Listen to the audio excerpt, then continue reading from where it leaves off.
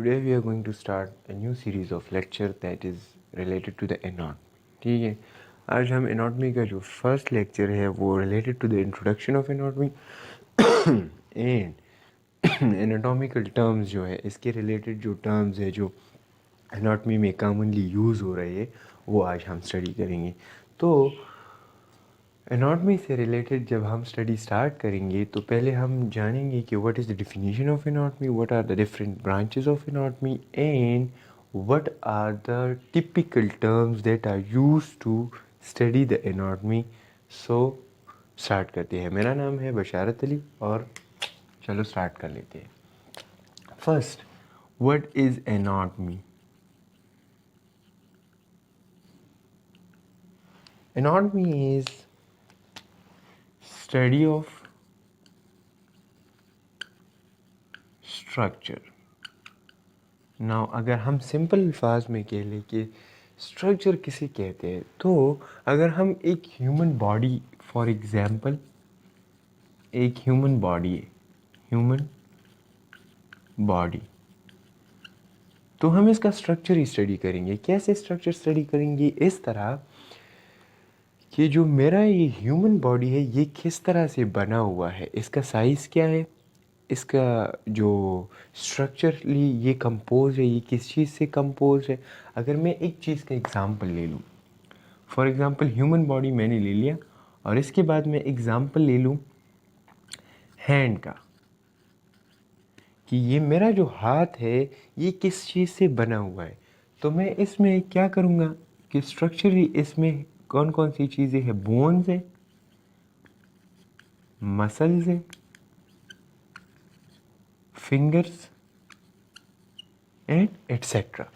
तो ये मैं इसका स्ट्रक्चर ही स्टडी कर रहा हूँ कि मेरे हाथ में जो है ना, ये मेरा जो हाथ है इसका स्ट्रक्चर इस तरह है, ये इतना लॉन्ग है, ये वर्टिकली, ये पैरेलल जो है ना, हम मेरे एप्सिलेटरल है, कॉन्ट्रालेटरल है, या इसके अलावा ये बाइलेटरल है। तो ये सारी चीज़ें मैं कहाँ पे स्टडी करूँगा? मैं एनाटॉमी में स्टडी करूँगा। एनाटॉमी सिंपल हम एक स्ट्रक्चर को स्टडी कर रहे हैं कि ये जो एक ऑब्जेक्ट है या एक ऑर्गेनिज्म है इसका बॉडी स्ट्रक्चर किस तरह है।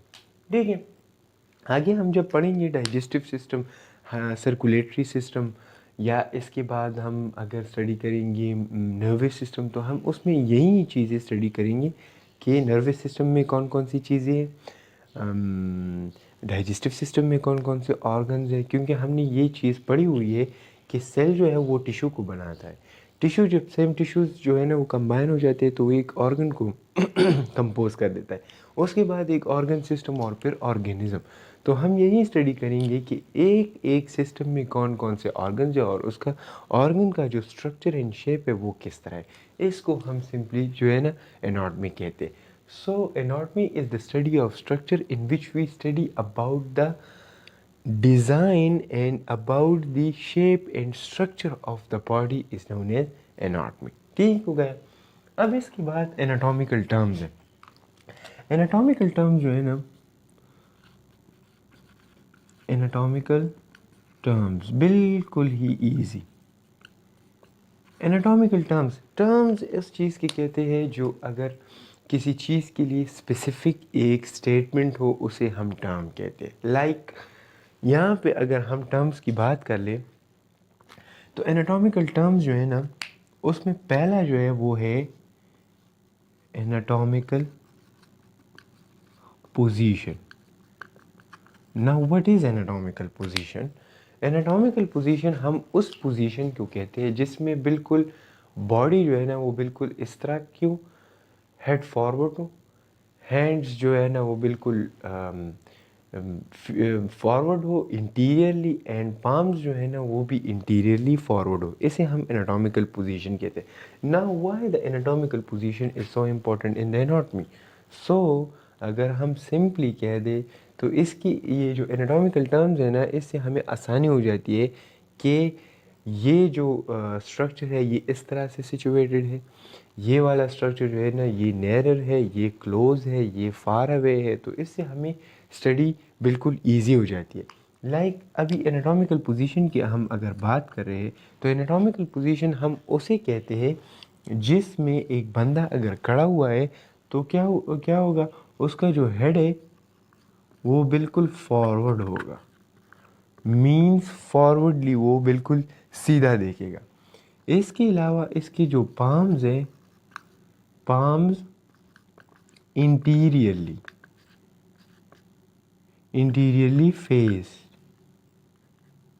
फेसिंग। इंटीरियरली फेसिंग का मतलब ये कि ये जो हमारा पाम है ना, तो ये इस तरह होगा, यहाँ पे नज़र नहीं आएगा लेकिन ये बिल्कुल सीधा इस तरह होगा और इंटीरियरली फेस्ड होगा, ठीक है। तीसरी बात जो है ना वो यहाँ पे ये है, जो फीट है बिल्कुल क्लोज होंगी, फीट जो है ना बिल्कुल क्लोज्ड, ठीक हो गया। बिल्कुल इस तरह नहीं होंगी कि उसका जो उसमें जो गैप है वो बहुत ज़्यादा होगा, नहीं, वो गैप बिल्कुल कम होगा। और जो हमारे पास जो बिल्कुल हमारे पास जो फीट की जो लोकेशन है वो किस तरह होगी, फीट फॉरवर्ड इंटीरियरली, बिल्कुल इंटीरियरली शो हो रहा होगा। ऐसा नहीं होगा कि बिल्कुल इस तरह हो या इस तरह होंगी या इस तरह होंगी, नहीं, बिल्कुल इंटीरियरली एंड क्लोज होंगी, ठीक हो गया। तो इसे हम एनाटॉमिकल पोजीशन कहते हैं। Anatomical position is that type of position in which the head is facing forward. Likewise, the palms and the feet are palms interiorly facing and the feet are very close and forward interior, ठीक हो गया। तो इसे हम anatomical position कहते हैं। ये surgical के हवाले से बहुत ज़्यादा इंपॉर्टेंट है। सर्जिकल में अगर हम सर्जरी कर रहे हैं तो वो ये नहीं कहते कि इसको इस तरह लिटा दो या इसको इसका जो हाथ है ये इस तरह कर दो या इसका जो पाम्स है वो इंटीरियरली कर दो, नहीं, वो सिर्फ आपको ये कहेगा कि व्हाट इज़ एनाटॉमिकल पोजीशन, इसे एनाटॉमिकल पोजीशन में लिटा दो। तो फिर आपको ये आसानी होगी जब अगर आप एनाटॉमिकल पोजीशन को पहचानेंगे, ठीक हो गया। यहाँ से अगर हम आगे जाएंगे तो दूसरा जो है ना, कुछ टर्म्स ऐसे हैं जिसे हम जानेंगे, जैसे इंटीरियर। इंटीरियर जो है ना, इंटीरियर का मतलब ये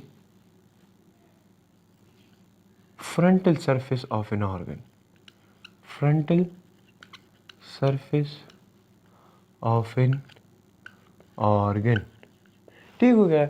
अगर किसी चीज़ का फ्रंटल सरफेस है तो हम उसे एनाटॉमी में interior part of that organ कहेंगे, बस यही मतलब है, ठीक हो गया। अब यहाँ पे अगर दूसरा है वो हमारे पास है पोस्टीरियर। पोस्टीरियर का मतलब क्या है, पोस्टीरियर हम उसे कहते हैं जो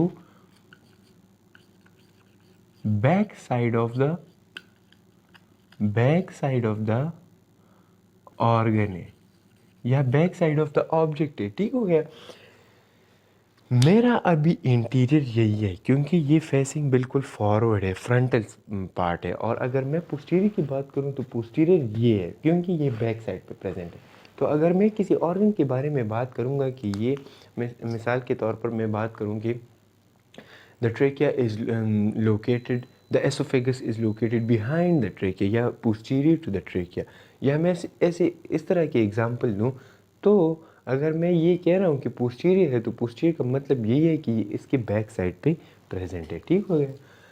अब यहाँ पे और जो है वो हमारे पास है सुपीरियर, ठीक हो गया। सुपीरियर ये बिल्कुल ही ईजी है, ये बिल्कुल ईजी टर्म्स है। सुपीरियर जो है ना हम कहते हैं upper part of the body, upper part of the body या upper part of the organ. Upper part का मतलब ये है कि जो बिल्कुल ऊपर वाला हिस्सा है इसे हम सुपीरियर कहते हैं। Now last one is inferior. Inferior जो है ना बिल्कुल लोअर पार्ट ऑफ द